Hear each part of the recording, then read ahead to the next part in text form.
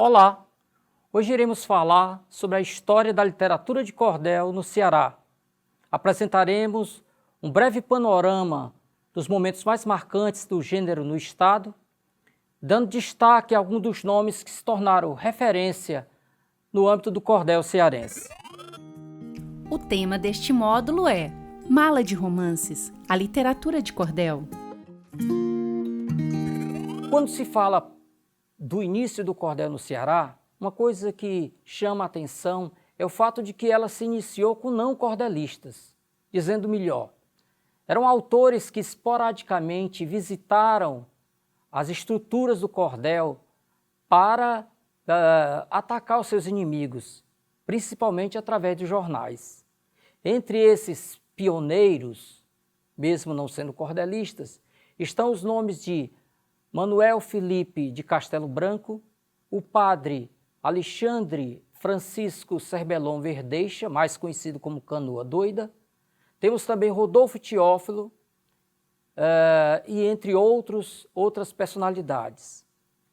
Já quando se fala exatamente de poetas populares, nós temos também um outro fato a ser destacado. É que o Ceará sempre mostrou-se de braços abertos para receber poetas que vinham de outros estados e se radicaram aqui.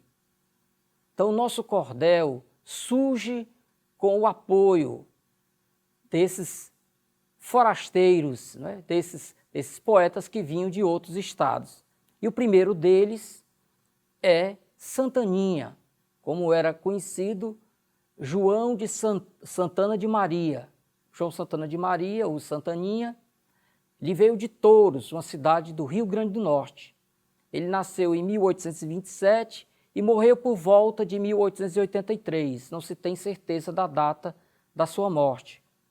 Para que vocês tenham uma ideia, o primeiro cordel que ele publicou data de 1870. Foi poucos meses após o fim da Guerra do Paraguai, que foi o tema desse seu cordel. Se levarmos em conta que em 1865 é a data do primeiro cordel que se tem certeza, né?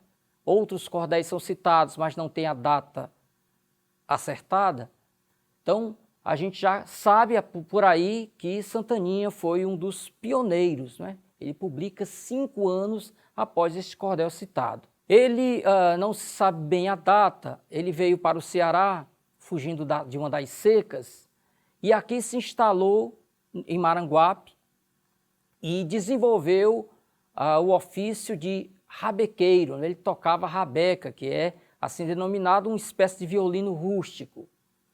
E junto com o instrumento, ele também usava de recitar poemas em cordel que ele mesmo produzia para alegrar os salões da elite cearense. Então, Santaninha tornou-se um pioneiro, publicando aproximadamente 20 anos antes de Leandro Gomes de Barros. Outro poeta que veio de fora do estado e teve um papel importante no início do cordel no Ceará foi José Bernardo da Silva. Ele veio de Alagoas. Mas a sua principal ação não foi como cordelista, mas como editor. Ele é exatamente quem fundou, em 1939, aquela já citada tipografia São Francisco, que é a maior, relembrando, a maior editora especializada em cordel de todos os tempos.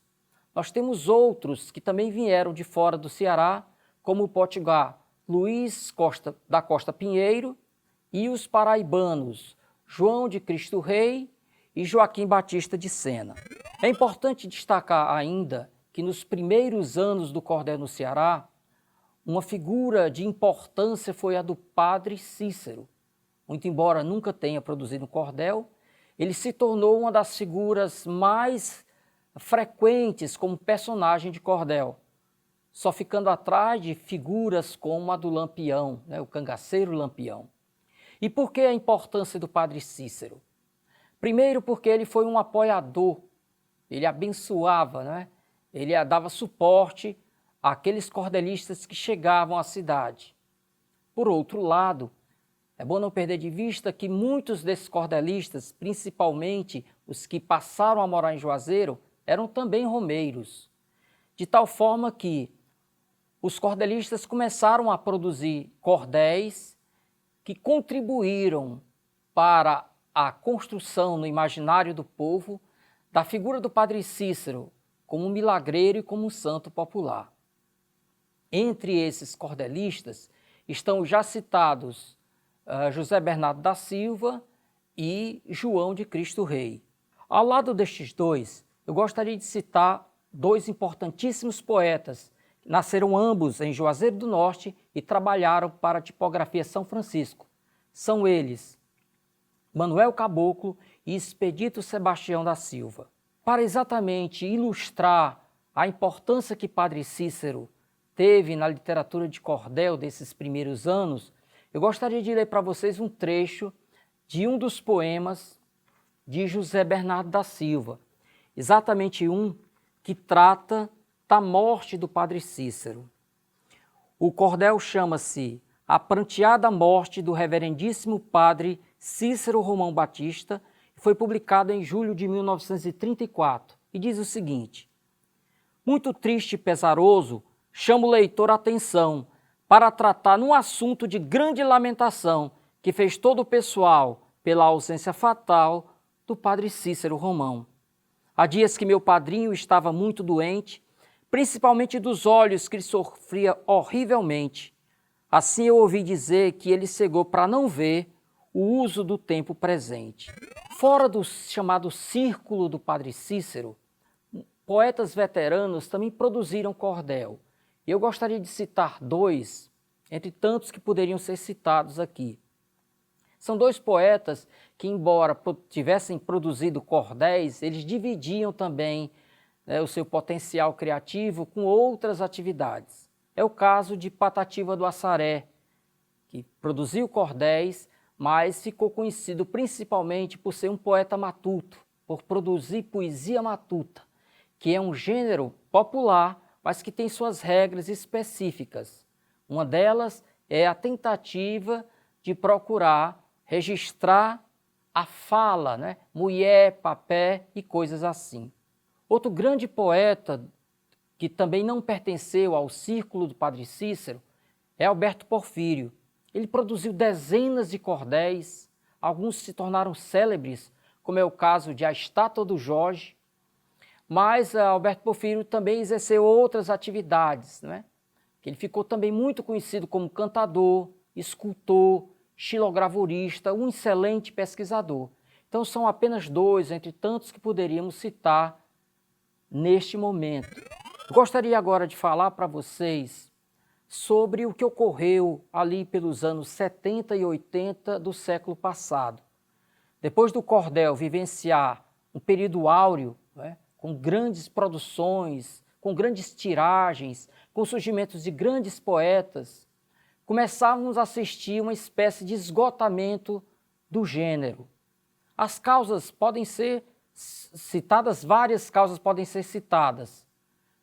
Cito pelo menos três. Uma delas foi a adoção do offset, uma técnica, um maquinário, uma tecnologia nova que fez com que as velhas tipografias artesanais entrassem em franco declínio. Outra causa que contribuiu para um certo declínio do cordel foi a frequente urbanização das cidades. E essa urbanização das cidades fazia com que novos hábitos fossem desenvolvidos, novas mentalidades, novos valores. Por fim, eu sinto ainda a ampliação do acesso aos meios de comunicação de massa, como a televisão. Nesse período, muitos decretaram o fim do cordel, mas alguns cordelistas se mostraram resilientes, e mesmo com um declínio franco, eles continuaram produzindo. Gostaria de citar alguns. Abraão Batista, que também é um grande xilógrafo, e até hoje continua produzindo tanto cordéis como xilogravura.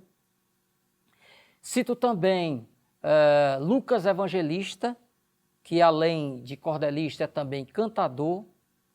Há também o Zé Melancia, poeta pescador, filho de Aracati, que começou a produzir por volta de 1951, quando contava 42 anos de idade. E cito ainda Gonçalo Ferreira, cearense há muitos anos radicado no Rio de Janeiro, onde fundou a Academia Brasileira de Literatura de Cordel.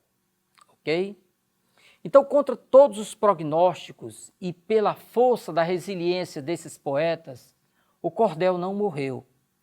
Ali no final dos anos 80 e começo dos anos 90, nós assistimos uma revitalização do gênero. Para a revitalização do cordel concorreram vários fatores, entre eles a criação de agremiações que congregavam os cordelistas, para que tivessem uma luta em comum, coletiva, não é?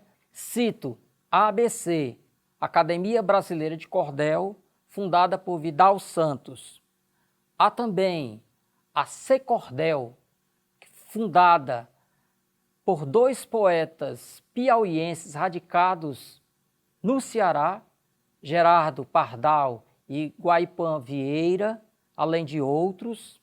Cito a Academia de Cordelistas do Crato e cito também a Estrofe, fundada pelo poeta, ilustrador e editor Clevson Viana, que foi também o responsável pela criação da Tupinanquim, um editor especializado em cordel, que não apenas resgatou vários clássicos, mas também trouxe novos talentos, descobriu novos valores para o cordel.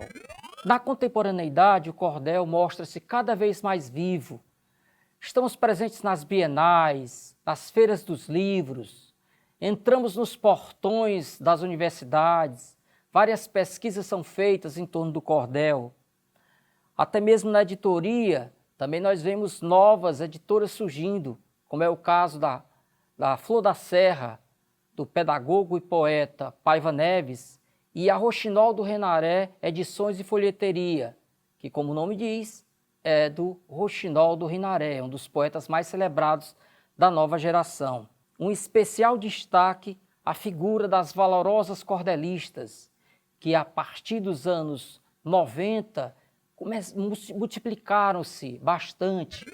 Neste momento que caminhamos para o final deste nosso encontro, eu gostaria de ler para vocês um trecho, apenas um trecho, deste cordel feito em homenagem a Arievaldo Viana. Chama-se A Poesia de Luto, um tributo ao cordelista Arievaldo Viana, uma obra coletiva produzida por 76 poetas de todos os lugares do Brasil. E o fechamento, produzido por mim e pelo Roxinol do Renaré, diz o seguinte: em tempo de pandemia, a tristeza é sem igual. Quem parte vai sem velório, sem direito a funeral. Mas para ali, neste dia, faremos em poesia um cortejo virtual. Vejo o cortejo do céu que vem Ari receber.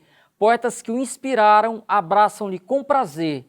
Com o recital recebido, foi com carinho aplaudido porque fez por merecer.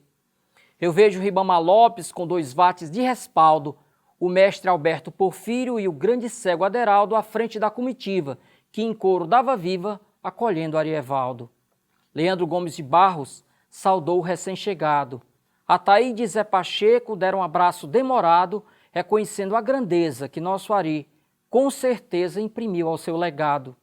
Não demorou para vir Gonzagão e Dominguinhos, que manifestaram a ele os merecidos carinhos a um poeta excelente, porta-voz da humilde gente e um rival dos mesquinhos. E São Francisco das Chagas, que sempre amou, digo a ti, deu a bênção ao poeta que havia chegado ali. Uma brisa me contou que a festa então começou em saudação ao Ari. E aqui encerramos este nosso encontro. Mais informações sobre o tema vocês encontrarão no texto relativo a este módulo. Bons estudos a todos e um grande abraço.